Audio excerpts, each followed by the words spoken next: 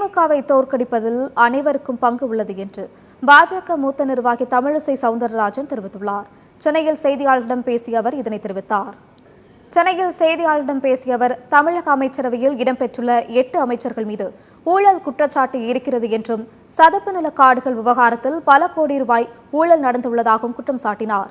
மதுரை மாநகராட்சி முதல் குடிநீர் வழங்கல் துறை வரை அனைத்திலும் ஊழல் நடந்திருப்பதாகவும் தமிழிசை சவுந்தரராஜன் தெரிவித்தார்.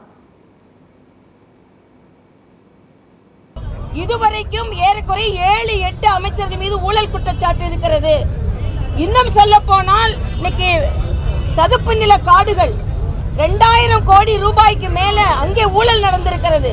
சதுப்பு நில காடுகளின் எல்லை தெரியலன்னு தமிழக அரசு சொல்கிறது. ஆக இதற்கெல்லாம் பொறுப்பேற்று தமிழக அரசு பதில் சொல்ல வேண்டும், இல்லை என்றால் பதவி விலக வேண்டும். குடிநீர் வழங்குதல் உட்பட எல்லாவற்றிலும் ஊழல் நடந்திருக்கிறது என்ற வகையில் நிச்சயமாக தமிழக அரசு பதில் சொல்ல வேண்டும் என்று நான் கேட்டுக்கொள்கிறேன்.